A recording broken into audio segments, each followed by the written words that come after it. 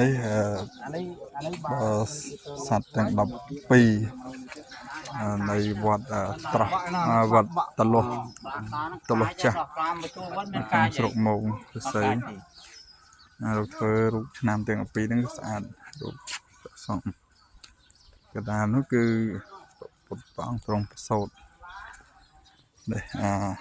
ណាំទុនសាយធាតុឈើពងមនុស្សស្រីអ្នកណាកើតឆ្នាំសាយគឺនុធាតុឈើពងមនុស្សស្រីស្អាតលោកធ្វើជាធ្វើស្អាតណាហើយនេះបងប្អូនណាកើតឆ្នាំ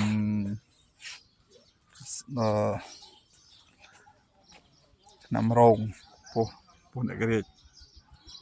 ណាធាតុទេវតាប្រុសរោងហើយបងប្អូនណាកើតឆ្នាំម្សាញ់ពងមនុស្សប្រុសជាពោះណានេះឆ្នាំម្សាញ់ឆ្នាំនេះបាទរូបលោកធ្វើស្អាតណាហើយបងប្អូនណាកើតឆ្នាំមមីសរសេរឆ្នាំមមីពង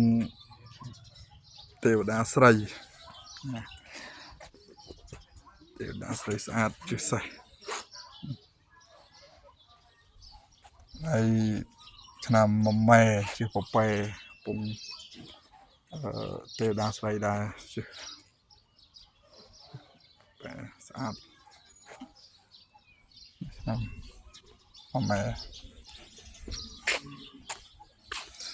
នេះបងប្អូនណាកើតឆ្នាំវោ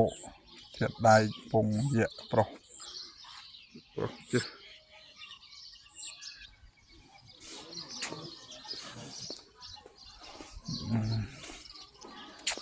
នេះបងប្អូនណាកើតឆ្នាំរកាពងយៈប្រុស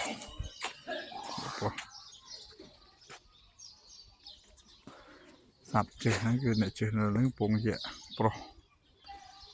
ធាតុដែកនេះ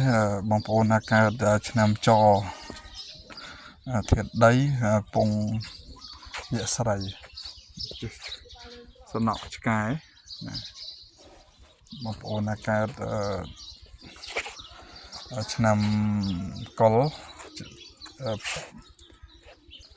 ធាតុពងមនុស្សស្រីដែរធាតុទឹកពងមនុស្សស្រីកញ្ញាជ្រូកអ៊ុបនេះបងប្អូនណាកើតឆ្នាំជូតធាតុទឹកពងទេវតាប្រុសស្អាតទេវតាប្រុសនោះធាតុឆ្នាំឆ្លូវធាតុដីពងមនុស្សប្រុសស្អាតនេះឆ្នាំទាំង12នៃវត្តត្រោះស្រុកមោង